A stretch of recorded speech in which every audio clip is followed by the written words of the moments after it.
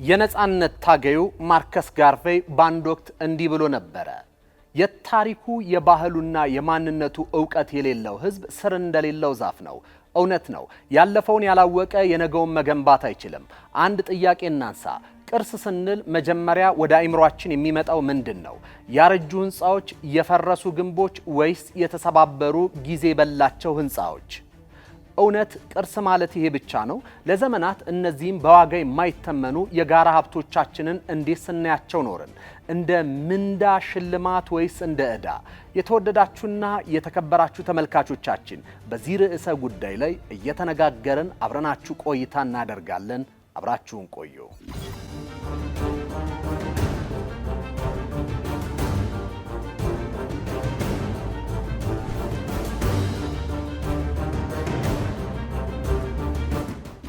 ቅርስ ከዘመን ጋር የማይገረጅፍ ትውልድን ከትውልድ የሚያስተሳስር ህያው የግንኙነት ስር ነው። የአንድ ማህበረሰብ የዘመናት የእድገት ሂደት ሁለንተናዊ የታሪክ ጉዞና የስልጣኔ አሻራ መዘክር ነው። ነገር ግን እኛ ዘንድ አንዳንዴ እነዚህን እምቅ ሀብቶች ይሄ የኛ ያ ደግሞ የነርሱ በሚል ጠባብ የዘውግ አጥሩ ሲገቡ ነበረ። ታሪክ በራሱ ዝምተኛ ነው። ትርጉም የሚሰጠው ግን እኛ በምናላብሰውና በምንገነባው ትርክት ነው።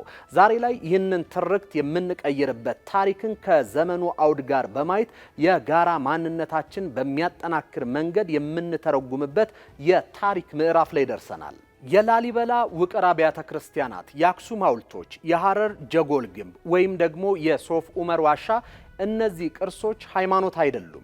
ብሔርና ተወላጅነትን አያውቁም። የቱንም ያህል በጂኦግራፊያዊ ቦታ ቢራራቁ በማናቸውም የሀገራችን ማዕዘን የሚገኝ ቅርስ የሁላችንም የጋራ ጣት አሻራ፣ የጋራ ኩራታችን ነው።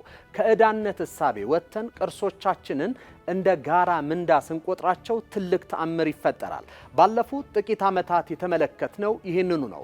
ታሪካዊው የትግራዩ የአልነጃሺ መስጊድ፣ ጥንታዊው የጎንደር ፋሲለደስ ግንብ፣ የጅማው የአባ ጅፋር ቤተመንግስት፣ የአዲስ አበባው የኢዮቤልዩ ቤተመንግስት እነዚህ ሁሉ ዛሬ በጥንቃቄና በተቆርቋሪነት ታድሰዋል። ለእይታና ለምርምር ክፍት ሆነዋል።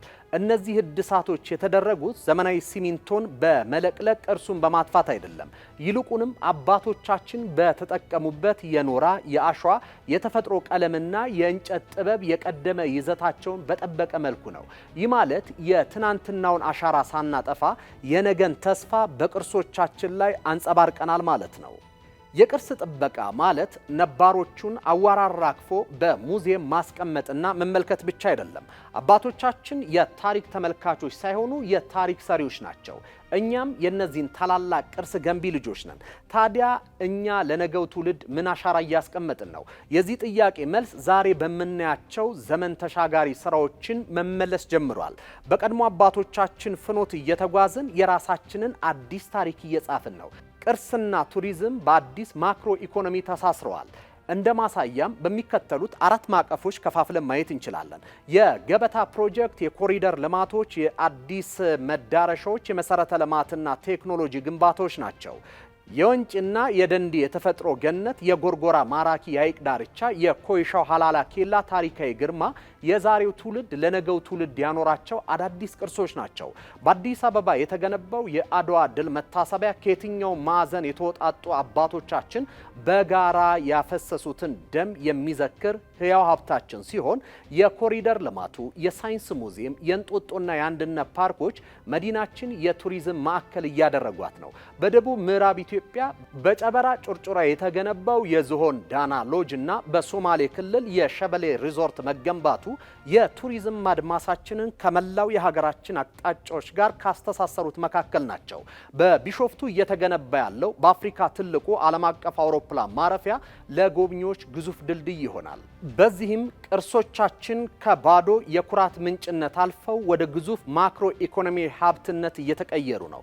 ዛሬ ቱሪዝም የአይን ማረፊያ ብቻ ሳይሆን በሚሊዮን የሚቆጠሩ ዜጎችን የሚያስተዳድር፣ በቢሊዮን የሚቆጠር የውጭ ምንዛሬን የሚያመነጭና የሀገር ገጽታን የሚገነባ ምሰሶ ሆኗል። ቅርስ የጠፋበት ትውልድ መቆሚያ መሰረት የለውም። ቅርሶችን ከዕዳነት ወደ ምንዳነት ተቀይረዋል።